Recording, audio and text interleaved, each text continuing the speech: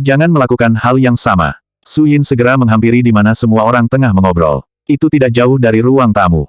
Daehyun, ada apa ini? Bisik Su Yin yang sudah berdiri di belakang suaminya. Ia menautkan kedua alisnya saat melihat wajah Ni Park yang sepertinya sedang syok dan sempoyongan. Tidak apa-apa, sahut Daehyun seraya melempar senyumnya. Tidak mungkin jika Kim Soo Hyun menodai seorang wanita kemudian pergi meninggalkannya begitu saja. Ni Park menggelengkan kepalanya. Untuk yang kedua kalinya harus merasakan hati yang teramat sakit. Mengetahui putranya berbuat tidak wajar di luar pernikahan. Apa kata orang-orang dengan keluarga mereka? Itulah hal yang paling ditakutkan oleh Ni Park, cemas jika keluarganya akan dicap buruk. Su Yin mencengkram lengan Daehyun.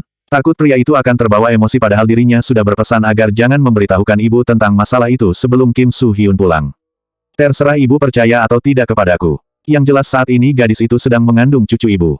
Kenapa ibu begitu tidak percaya? Dulu bahkan ketika aku dijebak ibu langsung percaya begitu saja tanpa mendengarkan ucapanku, ujar Daehyun seraya melirik Airi dengan tatapan dingin. Masih sangat teringat jelas dalam benaknya. Malam di mana dia kepergok berdua di dalam hotel bersama Airi. Meski sudah menyanggah tapi tetap saja tidak ada yang menerima alasannya. Semua keluarga menghardiknya habis-habisan hingga dirinya terpaksa menikahi Airi. Ni Park merasakan tubuhnya sangat lemas. Hingga hampir ambruk jika tidak ada Su Yin yang segera berlari menopangnya. Lepaskan, tidak usah menyentuhku, ujar Ni Park sinis sembari menepis tangan Su Yin yang memegangi lengannya.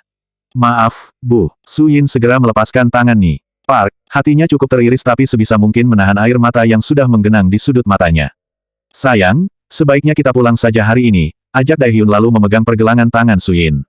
Mengajaknya kembali ke dalam kamar untuk mengemasi beberapa barang-barang mereka. Airi panik karena saat ini tidak tahu harus berbuat apa. Tidak ada maksud sama sekali untuk membuat Daehyun yang bertengkar dengan ibunya. Tadinya ingin jika Ni Park semakin membenci Su Yin. Bu, sebaiknya tenangkan pikiranmu dulu. Airi mengajak ibu mertuanya menuju sofa yang tidak jauh letaknya dari tempat mereka berdiri. Kebetulan sekali Park Ji-hun baru saja menuruni anak tangga. Ia memijat pelipisnya ketika melihat seperti baru saja terjadi sesuatu pada istrinya. Airi, apa yang terjadi pada ibumu? Ujar Park Ji-hun, lalu duduk di samping Ni Park yang sedang memijat kepalanya sembari menunduk. Ibu syok mendengar pernyataan Daehyun yang berbicara omong kosong jika Kim Soo Hyun sudah lari dari tanggung jawab, sahut Airi. Apa maksudnya? Park Ji-hun mengerutkan keningnya. Belum mengerti apa maksud semua itu. Kim Soo Hyun sudah menghamili seorang gadis, Ji-hun, ujar Ni Park dengan dada naik turun dan emosi yang membuncah. Kepalanya terasa sakit karena harus memikirkan hal seperti ini untuk yang kedua kalinya. Sungguh tidak habis pikir jika kedua putranya harus melakukan hal memalukan seperti itu. Park Ji-hun lantas bangkit dari duduknya. Lalu melangkah ke kamar tamu untuk memastikan semuanya karena selama ini yang diketahuinya jika Kim Soo Hyun tidak dekat dengan gadis manapun. Di dalam kamar, Daehyun segera membantu Su Yin mengemasi beberapa potong pakaian yang dibawanya. Padahal mereka berniat pulang besok setelah Hae Sok kembali ke Busan. Sayang, kenapa kau tadi mengatakan semuanya kepada ibu? Lihatlah ibu sangat syok mendengarnya. Bukankah kau sudah berjanji untuk membiarkan Kim Soo Hyun yang akan mengatakan semuanya, ujar Su Yin dengan perasaan cemas.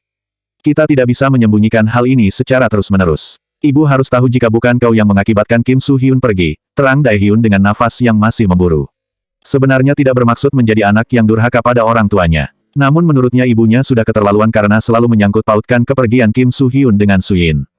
Tapi perkataan ibu ada benarnya. Sepertinya Kim Soo Hyun pergi, tepat setelah aku menemuinya malam itu, ujar Su Yin dengan sendu. Daehyun mendesah panjang. Ia beranjak untuk duduk di samping Su Yin lalu memegang kedua pundaknya. Jangan menyalahkan diri sendiri karena kau sama sekali tidak bersalah. Dia memang pria pengecut sehingga lari dari tanggung jawab. Tok, tok, Daehyun, bisakah kau keluar? Aku ingin berbicara denganmu, ujar Park Ji-hun sembari terus mengetuk pintu.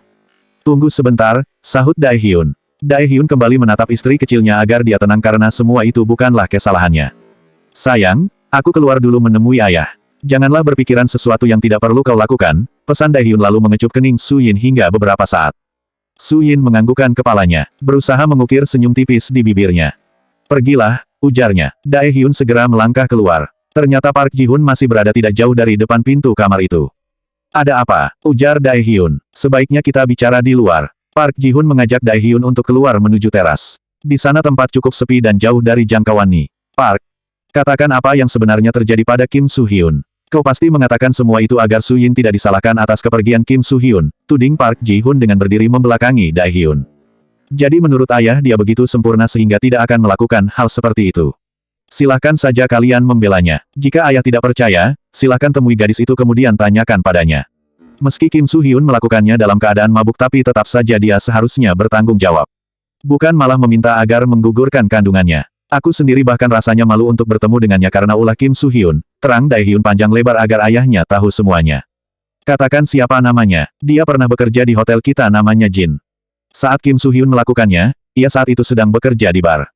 Namun ingat jangan mengancam apalagi sampai memintanya menggugurkan janin yang ada di dalam kandungannya. Janganlah kalian melakukan ancaman seperti apa yang kalian lakukan kepada Suyin. Aku tahu jika kalian pasti memiliki hati nurani sebagai orang tua. Secara tidak langsung Dae-hyun menyindir kedua orang tuanya karena sudah berani mengatakan kepada Suyin agar meninggalkannya. Meski Suyin tidak pernah mengadu dan berkata jujur tapi istrinya tidak pandai berbohong. Itu sebabnya bisa mengetahui semuanya. Park Ji-hun terdiam karena kata-kata Dae-hyun cukup menusuk hatinya.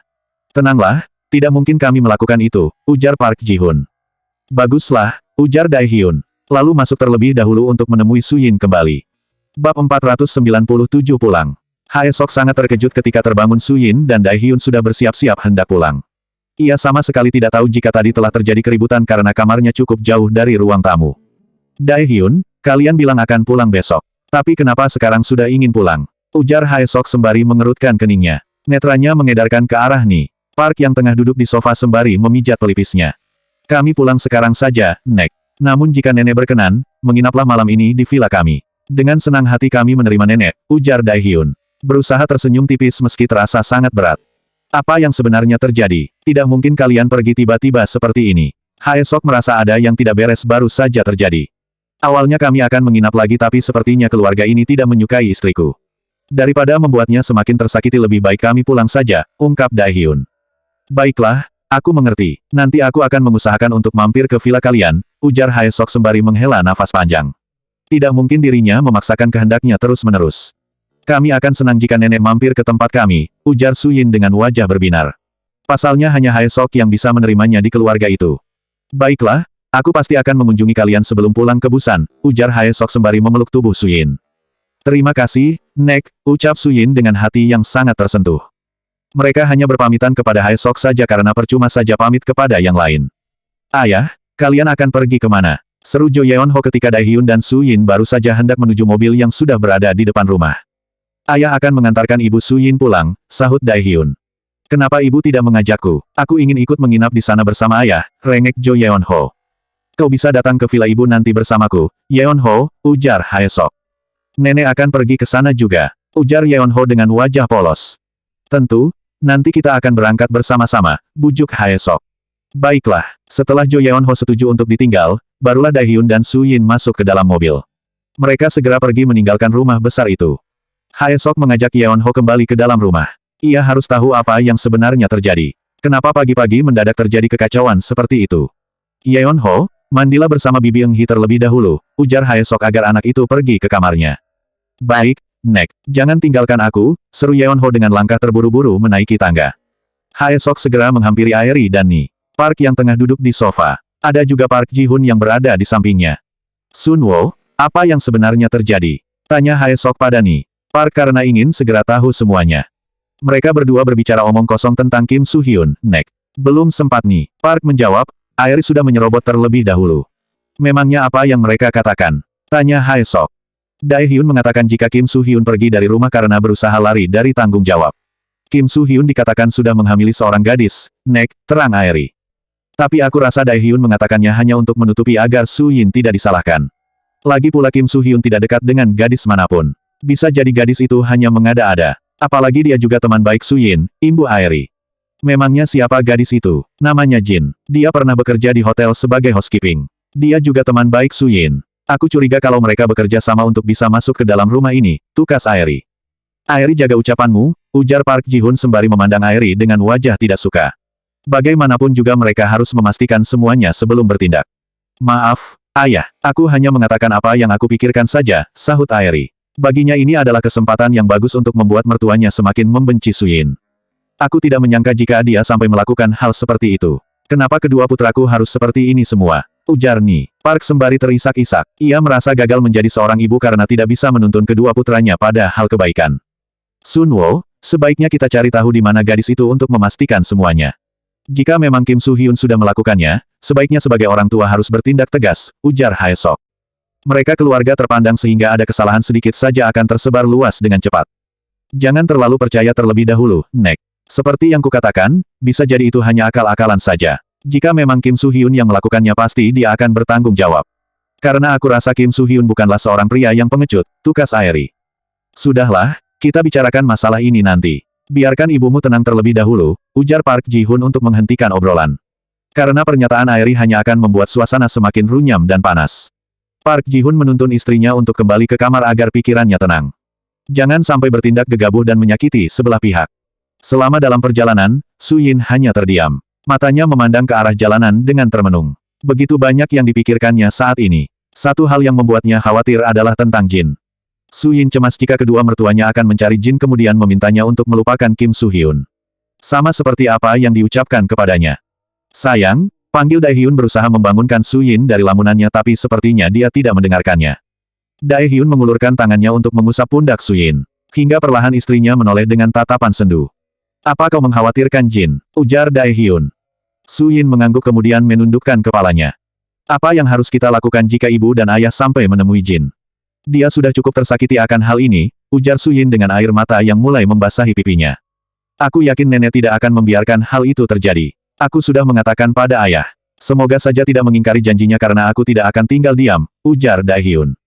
Dia sudah cukup menderita. Aku tidak ingin dia terus tersakiti, ujar Su Yin. Sudah cukup dirinya saja yang merasakan bagaimana rasanya tidak diakui oleh kedua mertuanya. Apa kau ingin menemuinya? Kau bisa ke sana untuk berjaga-jaga jika ayah dan ibu datang. Kau nanti bisa menghubungiku, ujar Dae-hyun. Baiklah, kita langsung ke sana. Karena aku sangat cemas jika Jin harus mendengarkan kata-kata yang menyakitkan, tukas Su Yin. Bab 498 merasa iri. Tidak lama kemudian Dae-hyun sudah memarkirkan mobilnya di depan rumah Jin. Pintu rumah itu sudah terbuka, tidak seperti biasanya jika mereka berkunjung pasti selalu saja tertutup.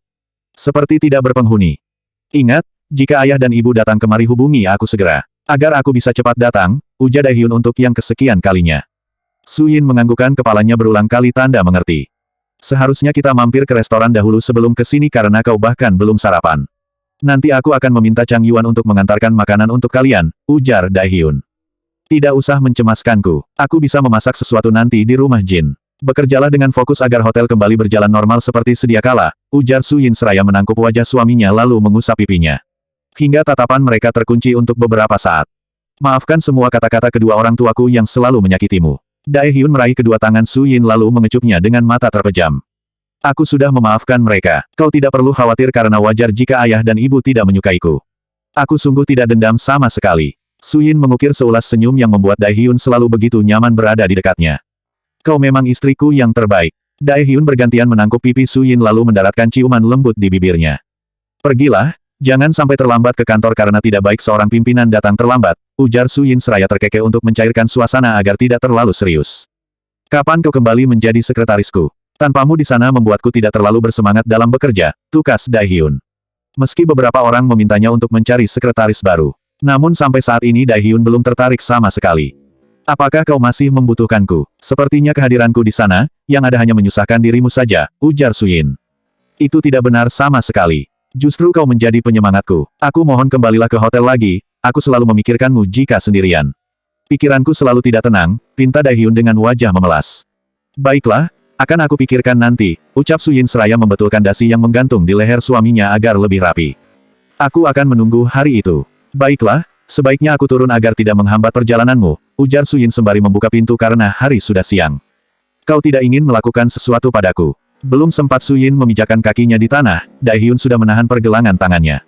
Apalagi, ujar Su Yin, setidaknya beri aku salam perpisahan sebelum kau turun, ujar Dae-hyun sembari mencondongkan tubuhnya agar lebih dekat dengan Su Yin. Sudahlah, apakah kau belum puas dengan apa yang kau lakukan tadi pagi? Jangan sampai kau tidak jadi bekerja. Su Yin menepuk pipi Dae-hyun kemudian segera turun. Kau sungguh tega padaku, gerutu Dae-hyun pura-pura kesal. Kau bisa memintanya pada Aeri jika ingin lebih banyak, goda Su Yin diikuti tawarnya kemudian segera menjauhi mobil. Aku akan membuat perhitungan denganmu setelah kita pulang, seru Dae-hyun sembari menghidupkan kembali mesin mobilnya. Su Yin melambaikan tangannya ke arah Dae-hyun ketika sudah berada tepat di depan pintu rumah Jin. Ada sedikit rasa perih di hatinya ketika Dae-hyun harus melawan kedua orang tua hanya untuk membelanya. Jin, panggil Su Yin seraya melangkahkan kakinya masuk ke dalam rumah. Hai, akhirnya kau mengunjungiku juga. Padahal aku hari ini akan pergi ke restoran, ujar Jin dengan wajah yang sedikit ceria dari beberapa hari yang lalu mereka bertemu. Kau sudah tidak mabuk lagi, ujar Suyin dengan dahi berkerut. Sebenarnya aku masih tidak suka jika mencium bau-bau yang terlalu menyengat. Namun aku bosan berada di rumah terus. Rasanya sudah terlalu lama tidak beraktivitas di luar, ujar Jin sembari merentangkan tangannya untuk meregangkan otot-otot tubuhnya. Jin, apakah kau sudah memeriksakan kandunganmu lagi? Ujar Suyin. Jin mendesah panjang kemudian menggelengkan kepalanya pelan. Chang Yuan yang selama ini mencarikan obat untukku. Aku tidak tahu bagaimana cara membalas budi padanya. Dia terlalu baik untukku, ucap Jin dengan sendu. Ada rasa sesal karena sudah menolaknya tapi jika menerimanya juga tidak mungkin. Dirinya tidak ingin pura-pura mencintai pria sebaik Chang Yuan. Lebih baik bagi Chang Yuan mencari gadis yang jauh lebih baik dan pantas untuknya. Apa Chang Yuan mengatakan sesuatu padamu? Ujar Suyin penasaran. Rasanya tidak mungkin jika Chang Yuan tidak mengatakan apapun pada Jin. Sebenarnya dia mengatakan ingin menikahiku tapi aku tidak ingin Chang Yuan melakukan semua itu karena kasihan melihatku seorang diri seperti ini di saat mengandung, ujar Jin dengan nada sendu hingga kelopak matanya terasa berat karena menahan kesedihannya. Itu tidak benar, Jin. Chang Yuan bukan pria seperti itu. Lagi pula caranya menatapmu sangat berbeda. Dia sepertinya mencintaimu sejak lama tapi tidak berani mengatakannya, ucap Suyin seraya menuntun Jin untuk duduk di kursi yang ada di teras. Dia terlalu baik untuk orang yang sudah ternoda seperti diriku. Jin mengusap air mata yang membasahi pipinya dengan punggung tangan. Jin, aku tahu sulit membuka hati untuk orang yang tidak kita cintai. Chang Yuan pria yang sangat baik dan bertanggung jawab. Dia tidak mungkin ingin menikah denganmu hanya karena kasihan. Namun keputusan ada di tanganmu, yang penting kau harus mencapai kebahagiaanmu. Suyin mengusap punggung Jin untuk menenangkannya. Aku hanya ingin kebahagiaan untuk calon anakku. Tidak akan kubiarkan dia tinggal bersama siapapun yang tidak mencintainya. Dia akan tinggal bersamaku karena hanya akulah yang akan melindunginya. Jin mengusap perutnya yang sudah agak buncit tapi belum terlalu tampak karena memakai baju yang longgar. Melihat Jin mengusap perutnya, tanpa sadar Suyin merasa iri karena ia juga menginginkan hal seperti Jin. Ia ingin kembali merasakan hadirnya buah hati di dalam kandungannya. Jin, sebaiknya kita periksa kandunganmu. Kita harus memastikan dia baik-baik saja, ajak Suyin karena pemeriksaan rutin setiap bulan sangatlah penting untuk mengetahui perkembangan janin. Baiklah, aku ingin pergi ke tempat Dokter Mi yang karena di sana menurutku sangat nyaman, ujar Jin. Tadinya Su ingin menolak karena enggan bertemu Mi Yang. Terakhir kali mereka berbicara, kata-katanya sangat membuatnya tidak nyaman. Kau juga harus periksa barangkali sudah ada bayi di dalam perutnya, ujar Jin seraya terkekeh. Suyin tersenyum tipis. Seandainya saja hal itu terjadi pastilah dirinya akan sangat senang. Bab 499 sangat manis. Suyin dan Jin terus berbincang sembari menunggu taksi karena Jin memang sudah bersiap-siap. Tidak lama kemudian ada taksi yang lewat sehingga Suyin pun memberhentikannya. Mereka berencana akan pergi ke rumah sakit Pyongyang. Tepat setelah mereka baru saja masuk ada sebuah mobil berwarna hitam berhenti di belakang taksi. Bukankah itu Suyin dengan temannya? Mau kemana mereka? Ujar Airi yang sedang berada di belakang kemudi. Hanya ada Airi dan Ni. Park di dalam. Ikuti saja mereka, ujar Ni. Park yang duduk tepat di samping Airi. Tadinya akan meminta supir untuk mengantar tapi sayangnya Airi mengatakan ingin ikut dan bersikeras ingin mengantarnya. Baik, Bu. Airi segera melajukan mobilnya mengikuti taksi itu. Rumah sakit bersalin Pyongyang. Suyin dan Jin sudah berada di depan sebuah rumah sakit. Bagi Suyin, rumah sakit itu sudah tidak asing lagi karena memang sempat beberapa kali ke sana selama kehamilannya.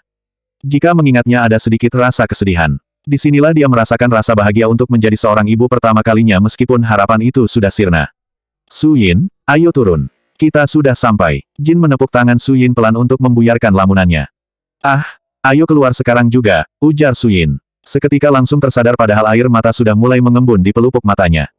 Jin mendesah panjang, ini kedua kalinya datang ke rumah sakit untuk memeriksakan kandungannya. Namun jantungnya sedikit berdebar tidak karuan kali ini.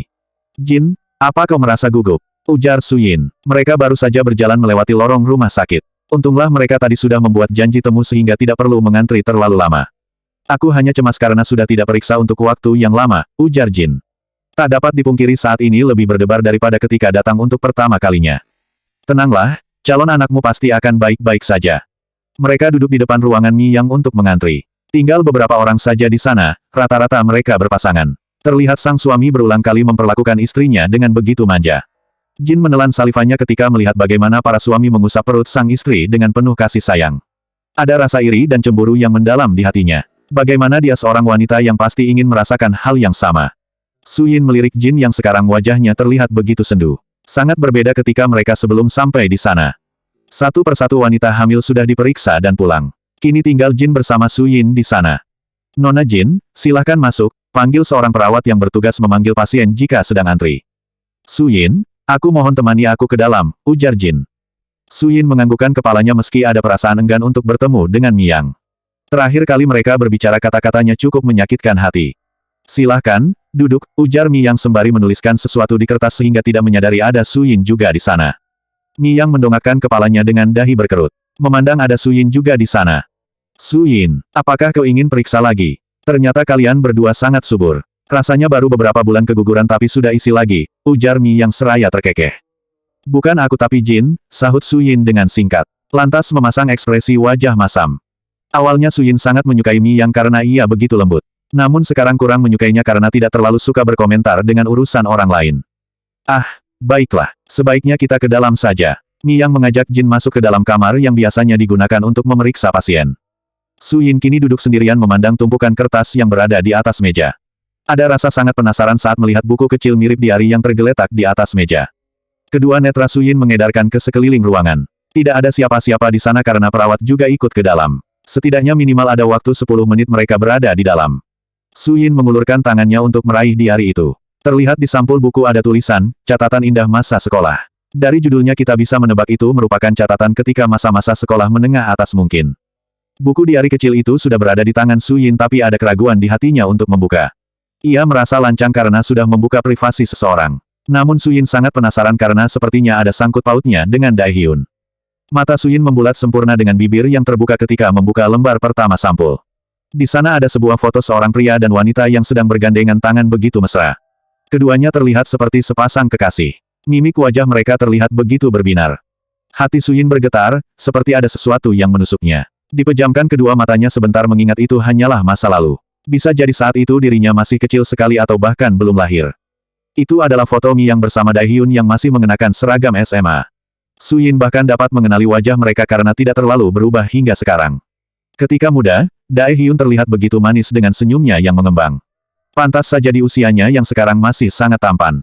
Kau begitu manis, andaikan saja aku terlahir sejak dulu. Pasti aku tidak akan menjadi istri kedua seperti ini, gumam Suyin seraya mengusap foto yang memiliki kualitas rendah tidak seperti sekarang. Suyin segera merobek foto itu. Memisahkan Miyang dan Daehyun agar terbelah menjadi dua. Disimpannya foto Daehyun di dalam tasnya. Sedangkan foto Miyang masih dibiarkan menempel di buku itu. Itu akibatnya sudah menyimpan foto suamiku, gumam Suyin seraya tersenyum miring. Lalu mengembalikan buku kecil itu ke tempat semula. Ceklek. Di saat yang bersamaan, pintu kembali terbuka. Hingga Suyin buru-buru menarik tangannya. Jin, bagaimana keadaan janinnya? Apakah kondisinya baik-baik saja? Tanya Suyin. Janinnya sangat sehat, namun dia tetap harus berhati-hati untuk menjaganya dengan baik. Satu lagi, jangan terlalu banyak menangis karena janin akan mengalami stres. Sebaiknya kau bayangkan saja semua yang membahagiakan, terang Miyang menyerobot Jin yang hendak menjawab. Terima kasih, dokter, atas semua saran yang kau berikan. Aku berjanji akan menjaganya dengan baik, ujar Jin dengan wajah berbinar. Setelah tidak ada urusan lagi, Suyin segera mengajak Jin untuk pamit. Karena tidak ingin berlama-lama berada satu ruangan dengan Miyang. Miyang merasa curiga dengan buku diarinya yang tersingkap dan posisinya juga sudah berubah. Buru-buru Miyang meraihnya dan membuka lembaran pertama. Di mana foto Daehyun? Aku tadi baru saja membukanya belum terkoyak seperti ini. Ujar Miyang seraya membalikkan beberapa lembar tapi tidak menemukan ada robekan foto Daehyun di sana. Padahal seingatnya beberapa waktu yang lalu masih utuh dan baik-baik saja.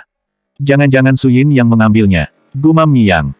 Ada rasa tidak percaya jika Suyin yang melakukannya. Namun untuk memastikan semuanya Miyang akan memeriksa CCTV di ruangannya. Bab 500 hatinya sudah mati. Airi dan Ni Park baru saja sampai di rumah sakit karena tadi sempat kehilangan jejak.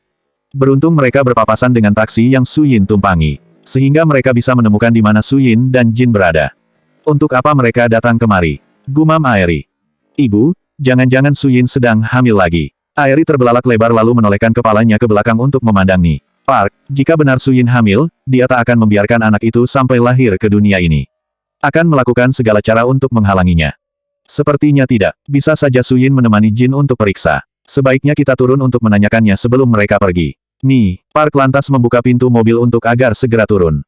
Di saat yang bersamaan Jin dan Suyin baru saja melangkahkan kakinya keluar dari gedung rumah sakit. Suyin langsung memasang ekspresi awas ketika melihat kedatangan ibu mertuanya bersama Airi. Ada rasa khawatir mereka akan mengatakan sesuatu yang menyakitkan perasaan Jin. Begitu pula Jin yang langsung beringsut mundur di belakang Suyin. Apalagi melihat Airi yang menatap sinis ke arah mereka membuatnya sedikit merasa takut. Namun sebisa mungkin Jin bersikap tenang. Tenanglah, Jin, ucap Su Yin dengan suara lirih. Jin berusaha untuk tenang dengan menghirup udara dari hidung lalu menghembuskannya dari mulut. Jin, bisakah kita berbicara? Ajak Ni Park pada gadis itu. Ia hanya melirik sekilas Su Yin dengan tatapan wajah datar. Silahkan saja jika ingin berbicara, Nyonya. Karena waktu kami tidak banyak, sahut Jin yang sudah merasa tenang. Tadi Su Yin sudah mengatakan semuanya ketika dalam perjalanan sehingga Jin sudah bisa menebak kenapa Ni Park menemuinya. Tidak nyaman rasanya jika kita mengobrol di sini. Bagaimana jika kita mengobrol di tempat lain saja? Ujar Ni Park. Jin melirik Su Yin untuk meminta pertimbangan. Saat ini tidak tahu bagaimana harus bersikap dengan wanita paruh baya itu. Su Yin menganggukkan kepalanya karena ingin mengetahui apa yang akan dikatakan oleh ibu mertuanya kepada Jin. Untuk berjaga-jaga, Su Yin akan ikut bersamanya. Nyonya, sebaiknya kita berbicara saja di sana. Jin menunjuk bangku yang berada di dekat parkiran tepat di taman rumah sakit. Baiklah, ujar Ni Park menyetujui permintaan Jin. Jin melangkahkan kakinya terlebih dahulu yang diikuti oleh Su Yin. Su Yin, sebaiknya kau di sini saja. Karena aku ingin bicara berdua saja dengan Jin, ujar Ni Park dengan wajah datar. Su Yin menghela nafas berat. Benar-benar cemas jika Jin menjadi down setelah mendengarkan kata-kata ibu mertuanya. Tidak apa-apa, biarkan kami berdua berbicara, ujar Jin. Ia merasa kasihan karena sikap Ni Park sekarang sudah sangat berbeda dengan Su Yin. Jin masih mengingat persis ketika mereka pergi berbelanja. Ia bahkan merasa iri karena sikap Ni Park begitu baik kepada Su Yin. Su Yin menganggukkan kepalanya, memilih pergi mencari tempat duduk lain karena perutnya terasa mulai perih akibat belum sarapan. Jin mendudukkan tubuhnya di kursi karena sekarang cepat lelah jika berdiri terlalu lama. Sedangkan Ni Park memilih berdiri membelakangi Jin. Apa benar janin yang ada di dalam kandunganmu adalah anak dari Kim Soo Hyun? Ujar Ni Park secara langsung dan tanpa basa-basi. Jin terdiam sejenak sembari mencari kata-kata yang tepat. Anda tidak perlu khawatir meski janin ini adalah anaknya Kim Soo Hyun. Aku tidak akan menuntutnya untuk bertanggung jawab, sahut Jin dengan ekspresi datar dan sangat tenang. Kami bukan orang tua yang tidak memiliki tanggung jawab dengan apa yang dilakukan oleh Kim Soo Hyun. Jika dia pulang kita akan melakukan tes DNA untuk memastikan semuanya. Jika terbukti itu adalah anak Kim Soo Hyun maka kami akan memintanya untuk bertanggung jawab, terang Ni Park. Bagi keluarga kalangan atas sangat sulit menerima seseorang masuk ke dalam keluarga mereka apalagi dari kaum rendahan. Anda tidak perlu repot-repot melakukan tes DNA. Itu hanya akan membuang waktu dan tenaga saja. Setelah Kim Soo Hyun memintaku untuk menggugurkan janin ini, aku sudah menganggap jika ayahnya sudah mati tenggelam, ucap Jin tanpa emosi sama sekali. Kenapa kau berbicara seperti itu? Ayahnya bahkan masih hidup, ujar Ni Park yang mulai tersulut emosi. Tidak terima jika Jin menganggap Kim Soo Hyun sudah mati. Raganya memang masih hidup tapi hatinya sudah mati. Tidak ada orang tua yang memiliki hati nurani tega meminta calon anaknya dibunuh, ucap Jin dengan penuh penekanan. Ia tidak peduli sama sekali jika Ni Park akan membencinya. Su Yin yang sudah dianggapnya seperti anak sendiri saja kini dijauhi. Apalagi dirinya yang bukan siapa-siapa, sudah pasti tidak akan pernah dianggap. Kata-kata Jin sangat menusuk dada Ni Park hingga nafasnya memburu. Memang ada benarnya apa yang dikatakan oleh Jin. Aku tahu jika memang putraku salah. Dia mengatakannya karena sedang emosi, bela Ni Park sembari memegangi dadanya yang terasa sesak. Emosi ataupun tidak, sekarang aku tidak peduli. Karena aku sanggup jika harus merawat anak ini sendirian. Dia tidak membutuhkan kasih sayang dari keluarga ayahnya. Jika tidak ada yang ingin Nyonya katakan, sebaiknya kami pergi karena masih ada urusan. Jin berdiri dari duduknya, rasanya sudah cukup pembicaraan mereka. Untuk apa berlama-lama berbicara jika pada akhirnya mereka sama sekali tidak niat untuk mengakui anak yang ada di dalam kandungannya. Tunggu, sergah Ni Park ketika Jin baru berjalan beberapa langkah. Ni Park lalu mengambil amplop coklat yang berisikan uang dari dalam tasnya. Ambillah ini untuk merawat kandunganmu. Jika dia lahir dan memang itu anak Kim Soo Hyun kami akan dengan senang hati menerimanya. Itu sebabnya jaga dan rawat dia dengan baik. Ni Park menyodorkan amplop itu kepada Jin. Aku sudah mengatakan Anda tidak perlu repot-repot. Aku bisa membiayai kehidupannya dengan keringatku sendiri. Aku hanya khawatir jika aku memakainya dan ternyata anak ini bukan cucu kalian. Maka kalian akan menagihnya, ujar Jin seraya tersenyum miring. Dirinya memang miskin tapi ia juga tidak ingin direndahkan. Jadi kau menolaknya, kenapa kau begitu keras kepala? Bukankah kau membutuhkan uang sehingga kau bekerja di bar? Anggap saja ini sebagai uang ganti rugi karena kau sudah kehilangan keperawananmu, ujar Ni Park dengan perasaan jengkel. Aku memang membutuhkan uang, tapi jika boleh memilih lebih baik anak Anda mengembalikan keperawanku. Karena uang itu tidak akan cukup untuk membayarnya, ujar Jin dengan nada meninggi. Hatinya perih karena Ni Park menganggap mahkotanya tidak berharga. Jin segera melangkah pergi meninggalkan Ni Park yang terduduk di kursi. Karena takut jika nanti akan berkata kasar. Selanjutnya bab 501 memilihku.